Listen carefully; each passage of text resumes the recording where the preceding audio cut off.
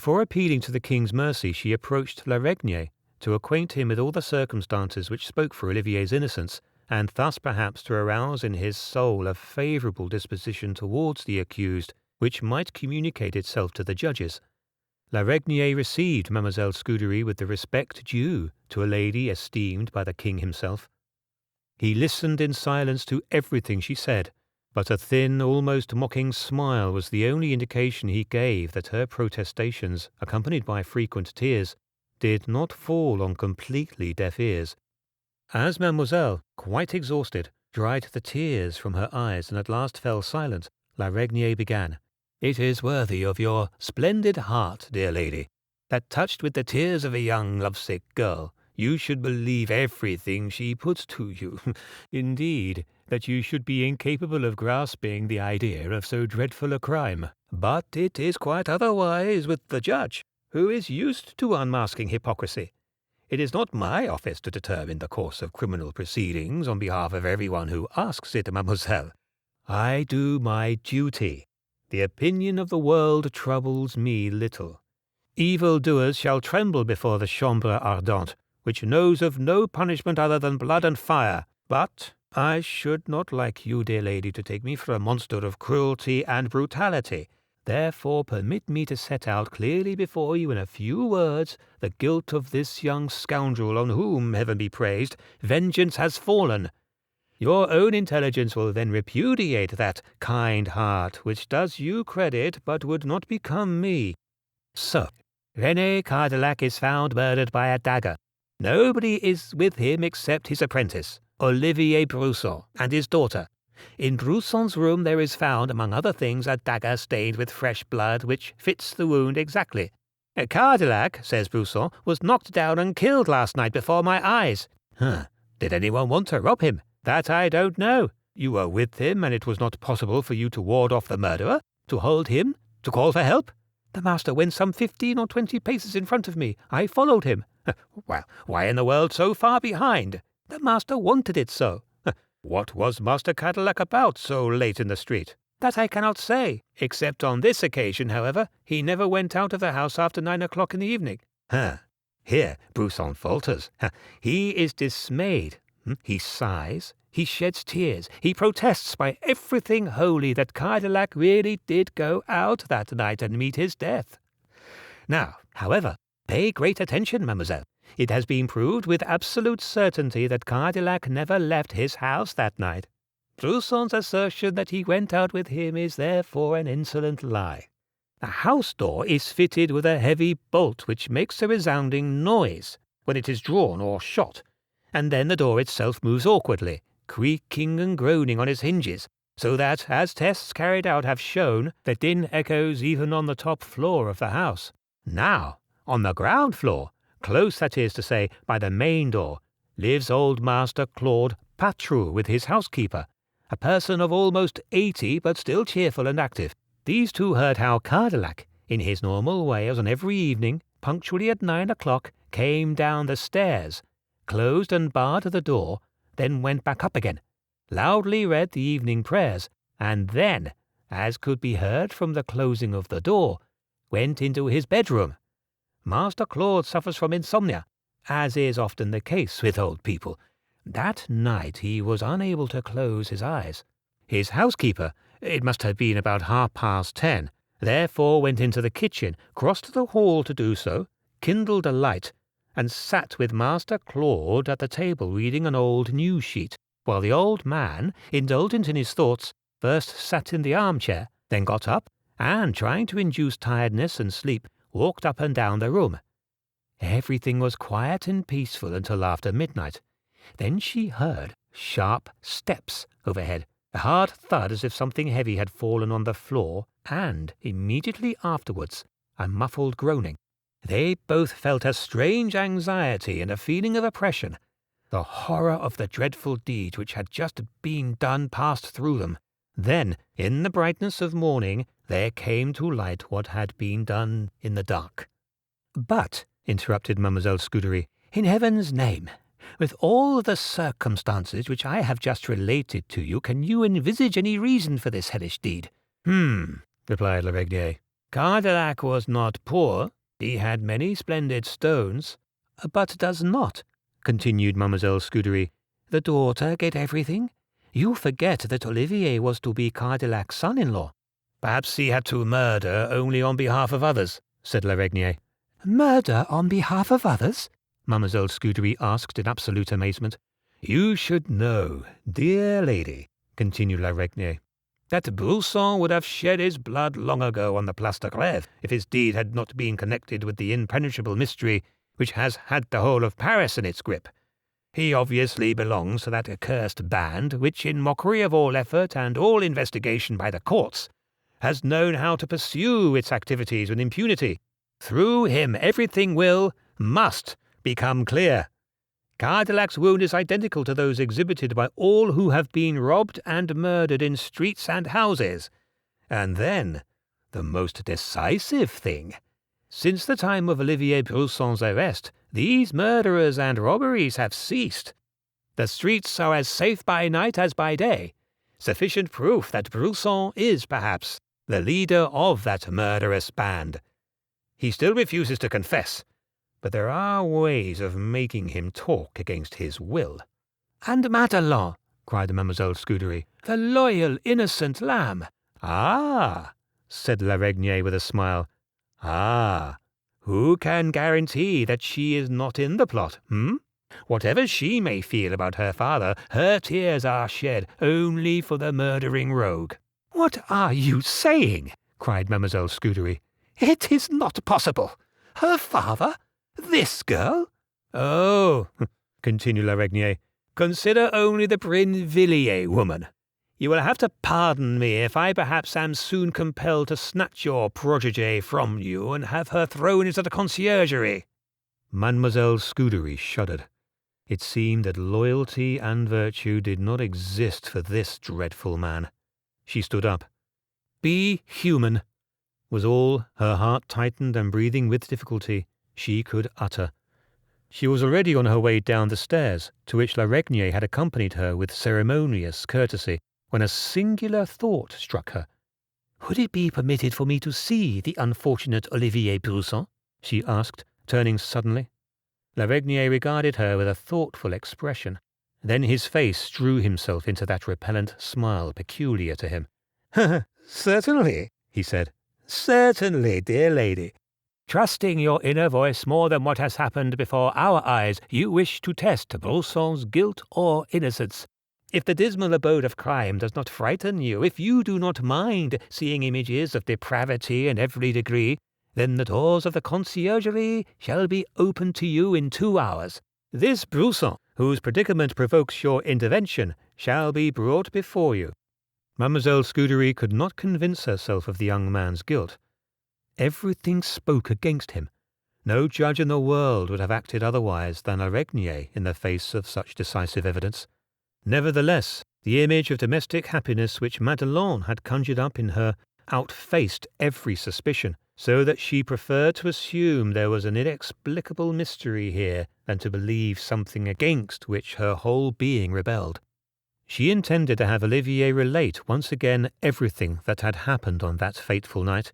Perhaps she could thus penetrate a mystery which was perhaps impenetrable to the judges because they thought the question was no longer worth pursuing. Arrived at the conciergerie, Mademoiselle Scudery was led into a large, bright room. Soon she heard the rattling of chains. Olivier Brusson was brought in, yet at the moment he stepped through the door, Mademoiselle Scudery sank unconscious. When she revived, Olivier had disappeared. She demanded to be led out to her carriage. Immediately, instantly, she wanted to leave this place. At first sight she had recognized Olivier Brusson as the young man who had thrown the note into her carriage on the Pont Neuf, who had brought her the casket of jewels. Now, indeed, every doubt was gone. La Regnier's dreadful suspicions were wholly confirmed. Olivier Brusson belonged to the frightful band of murderers. Certainly he had murdered his master. And Madelon? Never before so bitterly deceived by her feelings, mortally crushed by the hellish power in whose existence she had not believed, Mademoiselle Scudery doubted all truth. She gave way to the awful suspicion that Madelon was an accomplice and might have participated in the terrible crime, and since, once a picture appears to the human mind, it seeks to paint it in more and more vivid colours, so Mademoiselle Scudery, too, considering Madelon's behaviour in the minutest detail, found in each circumstance of the deed much to nourish that suspicion. Many things which before had seemed to her proof of innocence and purity now became a sure sign of outrageous evil and studied deceit. That heart-rending lamentation, those tears, would have been wrung forth by the fear of death, not from seeing her lover bleed, but from seeing herself fall under the hangman's hand. To rid herself of the viper she was nurturing in her bosom, it was with this decision that Mademoiselle Scudery alighted from her carriage. Once she was in her apartment, Madelon threw herself at her feet. The eyes of heaven, an angel of God, could not have seemed more true, as hands clasped before her heaving breast, she lamented and implored her help and consolation. Mademoiselle Scudery, pulling herself together with effort and trying to speak as calmly as possible, said, "Go away. Go and console the murderer who awaits a just punishment for his shameful deeds. I pray the Holy Virgin that you do not share in his guilt. Oh, now all is lost!" With this piercing cry, Madelon fell to the floor in a swoon. Mademoiselle Scudery left the care of the girl to Martinière and went into another room. Inwardly shattered, sundered from everything on earth, Mademoiselle Scudery no longer wished to live in a world full of such hellish deceit. She denounced the fate which in bitter mockery had granted her so many years in which to strengthen her belief in virtue and loyalty, and had now, in her old age, shattered the beautiful image which had lighted her through life. She perceived that Martinière was bringing out Madelon, who sighed and wailed, "Oh, she too has been deluded by those cruel men. I am so wretched. Poor unhappy Olivier." The cries pierced Mademoiselle Scudery's heart, and from the depths of her soul there arose again the presentiment of some unrevealed mystery and a belief in Olivier's innocence. Afflicted by contradictory feelings and quite beside herself, she cried, "What spirit from hell has involved me in these dreadful events which will cost me my life?" Baptiste entered, white and terrified, with the news that Desgrais was outside. Since the dreadful trial of La Voisin, Desgrais' appearance in any house was the certain presage of some kind of painful accusation. Mademoiselle Scudery, however, asked him with a gentle smile, "What is the matter, Baptiste? Has the name of Scudery been found on La Voisin's list?" "Oh, in the name of Christ," replied Baptiste, trembling in every limb, "how can you talk like that? Desgrais! The dreadful Desgrais is so mysterious, so insistent. He did not seem to expect to be able to see you." "Now then, Baptiste," said Mademoiselle Scudery, "just show him in. The man who is so fearful to you cannot alarm me." "The President Larigny," said Desgrais, when he had entered the apartment, "sent me to you, mademoiselle, with a request, the fulfilment of which he could hardly hope for, did he not know your virtue and your courage. If the last means of bringing an evil guilt to light did not lie in your hands, had you yourself not already intervened in the evil proceedings which are keeping the Chambre Ardente and all of us in suspense. Olivier Broussson is, since he saw you, half crazy. Although he seems almost ready to confess, he now swears again by Christ and all the saints that he is completely innocent of Cardilac's murder, though he is ready to suffer a death which he has deserved. Note, mademoiselle, that the last statement obviously refers to other crimes which are burdening him, yet all efforts to get another word out of him are vain. Even threats of torture had achieved nothing. He beseeches and implores us to arrange an interview with you. To you alone will he confess everything. Please condescend, mademoiselle, to hear Brousson's confession." "What?" cried Mademoiselle Scudery indignantly. "Am I to serve as an instrument of the bloody assize? Am I to abuse the trust of the unfortunate man to bring him to the scaffold? No, Desgrais. Broussson may be a murderer, yet never would I deceive him in such a way. I wish to know nothing of his secrets, which would in any case remain sealed in my heart like a holy confession." "Perhaps," Desgrais said with a thin smile. Mademoiselle, you would change your mind if you had heard Broussard. Did you yourself not beg the president to be human? He is being so by giving way to this foolish demand of Brousson's, and thus attempting a last expedient before inflicting the torture for which Broussson has long been ripe. Mademoiselle Scudery shrank back involuntarily. Look, continued Desgrais, look, dear lady. You will not be expected to return to that dark place which fills you with such horror and disgust.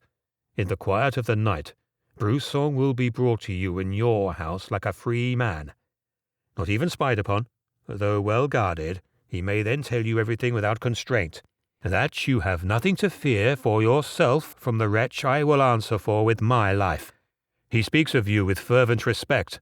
He swears it is only the dismal fate which prevented him from seeing you earlier that is hurrying him to his death. And then you may tell as much as you please of what Broussson discloses to you. Can we compel you to do more? Mademoiselle Scudery stared before her, deep in thought. It was as if she must obey a higher power which was demanding from her the unravelling of this dreadful mystery, as if she could no longer evade the strange entanglements into which she had strayed. Suddenly resolved, she said with dignity, "God will give me composure and steadfastness. Bring Broussson here. I will speak to him." As on the occasion when Broussson had brought the casket, there was a knock on the door of Mademoiselle Scudery's house at midnight. Baptiste, informed of the nocturnal visit, opened the door. An icy shudder ran through Mademoiselle Scudery as she perceived, from the soft steps and muffled muttering, that the guards who had attended Broussson were taking up their positions in the corridors of the house. Finally the door of her apartment gently opened. Desgrais entered. Behind him Olivier Broussson, free of his fetters and in ordinary clothes. "Here," said Desgrais, bowing respectfully, "is Broussson, mademoiselle," and he left the room. Broussson dropped to his knees before Mademoiselle Scudery. Beseechingly he lifted his clasped hands, tears streaming from his eyes. She looked down at him, pale and incapable of speaking. Even with his features distorted and contorted by grief and pain, a pure expression of the trustworthiest nature shone from the youth's countenance. The longer she allowed her eyes to rest upon Brousson's face, the more vivid became the memory of some beloved person whom she was unable clearly to remember. All fear left her. She forgot that Cardilac's murderer was kneeling before her. She spoke in the tones of quiet kindness characteristic of her. "Now then, Broussson, what have you to say to me?" The latter, still on his knees, groaned with deep, fervent sorrow and said, "O most esteemed, most highly revered lady, has every trace of the memory of me gone?" Mademoiselle Scudery, still regarding him attentively, replied that she found a resemblance in his features to some person beloved by her, and that he had only this resemblance to thank for her being able to conquer her deep disgust for the murderer and to listen to him calmly. Broussson, deeply hurt by these words, quickly rose and took a step backwards, gazing sullenly at the floor. Then he said in a muffled voice, "Have you quite forgotten Anne Guyot? Her son Olivier, the child you often used to rock on your knee, now stands before you." "Oh, by all the saints!" cried Mademoiselle Scudery, covering her face with her hands and sinking back against the cushions. Mademoiselle had reason to be shocked. Anne Guyot, the daughter of an impoverished citizen, had lived with her from a small child, and she had brought her up with the devotion and care of a mother. When she had grown up, there appeared a handsome, upright young man called Claude Broussson, who courted her. As Anne had come to love him also, and as he was a skilled clockmaker who had to earn his bread in Paris, Mademoiselle Scudery had had no objection to giving him her foster daughter in marriage. The young couple set themselves up and lived in peaceful, happy domesticity, and their bond of love was tied still more firmly by the birth of a beautiful child, the image of his lovely mother. Mademoiselle Scudery made an idol of the little Olivier, whom she kept from his mother for hours on end, and whole days at a time to pet and pamper him. The boy grew altogether accustomed to her, and was just as happy with her as with his mother. 3 years passed, and the jealousy of Brousson's fellow craftsmen had contrived to reduce his work day by day to the point at which he could scarcely feed himself. To this there was added a longing for his native Geneva, and so the little family moved thither. Mademoiselle Scudery's disposition, and her promise of every possible assistance, went unheeded. Anne wrote to her foster-mother once or twice, then there was silence, and Mademoiselle Scudery was left to believe that the happy life in Brousson's homeland no longer left room for memories of earlier days. It was now 23 years since Brousson and his wife and child had left Paris. "Oh, how awful!" cried Mademoiselle Scudery, when she had recovered herself to some extent. "Oh, how dreadful! You are Olivier, my Anne's boy, and now—" "Indeed," Olivier said, calm and composed. "Dear mademoiselle, you could never have had any presentiment that the child you used to pamper like the tenderest of mothers, whose mouth you used to fill with sweets and titbits, whom you called the sweetest names, once grown to manhood, would stand before you accused of a ghastly crime. I am not entirely blameless. The Chambre Ardente can justly accuse me of one crime, but as I hope to die blessed, even though by a hangman's hand, I am innocent of that guilt. Cardillac did not die by my hand, nor through my fault." As he said these words, Olivier broke into shivering and trembling. Silently, Mademoiselle Scudery motioned him to a small armchair close by, and he slowly lowered himself into it. "I have had sufficient time," he began, "to prepare myself for this interview with you, which I regarded as the final favour of a reconciled heaven, and to gather as much calmness and composure as is indeed to tell you the story of my terrible, unbelievable misfortune. Show compassion and listen to me calmly. However surprised, even filled with horror you may be at the disclosure of a mystery you have certainly not suspected. If only my poor father had never had to leave Paris! So far as my memory of Geneva goes, I find myself wet with my parents' sad tears, and by their lamentations which I did not understand, myself too reduced to tears. Later there came to me a clear realization of the oppressive want and deep misery in which my parents were living. All my father's hopes were disappointed. Crushed by grief, he died, just as he had succeeded in apprenticing me to a goldsmith. My mother often spoke of you. She wanted to tell you of everything, but then she was overcome by that lack of courage which misery produces.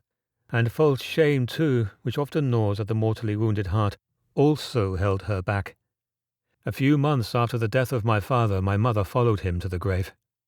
"Oh, poor Anne, cried Mademoiselle Scudery, overcome by grief.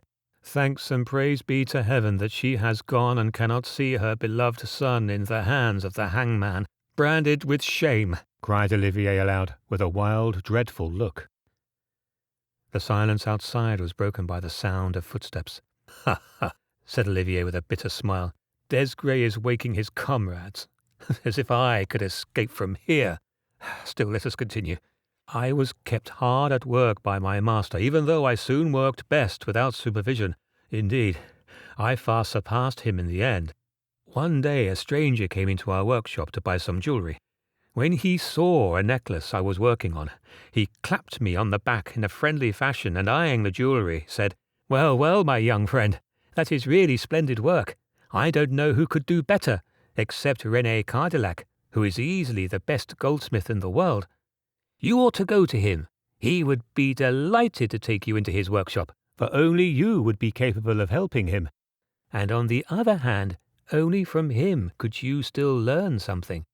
The stranger's words left a deep impression on my soul. I no longer found any peace in Geneva. I longed to get away. At length I managed to leave my master. I came to Paris. René Cardillac received me coldly and roughly. I did not give up. I insisted he give me some work, however trifling it might be. He let me make a small ring. When I brought him the work, he stared at me fixedly with his flashing eyes as if he wanted to see into my heart. Then he said, "You are a skilful, stout-hearted fellow. You may join me and help in the workshop. I shall pay you well. You will be happy with me." Cardillac kept his word. I have been with him for several weeks without seeing Madelon, who, if I am not mistaken, was staying with an aunt of Cardillac's in the country. At last she came back. Oh, eternal power of heaven, how I was stirred when I beheld that angel! Was ever a man so in love as I? And now, oh, Madeline! Olivier could speak no more. He held his face in his hands and sobbed. At length, overcoming the sorrow which filled him, he continued. Madeline looked on me kindly. She came more and more often into the workshop. With joy I became aware of her love. Closely though her father watched over us, many a stolen hand-clasp served as a sign of our sealed bond, and Cardillac seemed not to notice. I thought, if only I could first win his favour and then attain my mastership, and thus win Madeline. One morning, as I was about to start on my work, Cardillac came up to me with rage and scorn in his eyes. I no longer need your work, he began. Get out of this house within the hour and don't let me see you again. I need not tell you why I cannot have you here any longer. The fruit you desire is out of reach. I was about to speak, but he set on me with his fists and threw me out of doors, so that I stumbled and injured my head and arm. Shocked, confused by the pain, I left the house and eventually found a good-natured acquaintance on the outskirts of the suburb of Saint-Martin, who accommodated me in his attic. I had no peace, no rest. By night I crept around outside Cardillac's house, imagining that Madeline would hear my sighs and lamentations, that perhaps she would succeed in speaking to me from her window without being heard. All kinds of mad plans crossed my mind which I hoped to persuade her to. Adjoining Cardillac's house in the Rue Nicaise is a high wall, with niches with old, half-disintegrated statues in them. One night I was standing close beside one of these stone figures and looking towards the house windows which gave onto the yard which the wall encloses. Suddenly I was aware of a light in Cardillac's workshop. It was midnight. Cardillac used never to be awake at this hour. He went to bed on the stroke of 9. My heart pounded with uneasy foreboding. I imagined there might be some incident or other which would help me to get into the house, yet the light was immediately extinguished again. I pressed myself against the statue, inside the niche. Then, horrified, I recoiled as I felt a counter-pressure, as if the statue had come to life. In the dimness of the night I realized that the stone was turning slowly round, and from behind it a dark figure slipped out and went softly down the street. I quickly examined the statue. It stood as before, close to the wall. Involuntarily, as if driven by some inner power, I crept after the figure. Close by an image of the Virgin, the figure looked back. The light of the lamp burning before the shrine fell upon his face. It was Cardillac. An incomprehensible fear, an uncanny dread came over me, as if in thrall to some spell. I had to follow the ghostly sleepwalker, for that is what I took the master to be, though it was not the time of the full moon, when such spirits bewitch sleepers. At length, Cardillac disappeared sideways into the deep shadows. By a clearing of his throat, well known to me, I perceived that he had stepped into the entrance of a house. What did it mean? What was he going to do? Wondering thus, and full of amazement, I pressed myself close against the house. It was not long before a man with glistening plumes and rattling spurs came along singing and whistling. Like a tiger at his prey, Cardillac leapt from his hiding place onto the man, who at the same instant dropped to the ground with a gasp. With a cry of horror I leapt across. Cardillac was bending over the man lying on the ground. "Master Cardillac, what are you doing?" I cried aloud. "Curse you!" Cardillac roared, and with the speed of lightning dashed past me and disappeared. Quite beside myself, hardly able to put one foot in front of another, I went up to the body. I knelt down by him. Perhaps I thought he may still be saved, but there was no trace of life left in him. In my anguish I was scarcely aware that the officers had encircled me. Well, well, another one laid low. "Hey, young man, what are you doing here? Are you one of the gang? Here with you!" Thus they cried together and lay hold on me. I was scarcely able to stammer that I was incapable of committing such a ghastly crime and that they should let me go in peace. Then someone held a lamp to my face and laughed. "This is Olivier Brousson, the goldsmith's apprentice, who works with our worthy master René Cardillac. Yes, it is he who is killing people in the street. It's typical of an assassin to stay and lament by the corpse. What happened, boy? Say without fear." Right in front of me, I said, a man jumped out onto him, stabbed him, and ran away with lightning speed just as I cried out. I wanted to see if he could still be saved. No, my son, cried one of those who had lifted the body. He's finished, stabbed through the heart, as usual. The devil, said another. Again we are too late, as we were the day before yesterday. And with that they went off with the body. How I felt I really cannot say. It seemed to me I was in a nightmare, and as if I would now wake up and be amazed at the mad illusion. Cardillac, the father of my Madelon, a murderer! I had fallen exhausted on the steps of the house.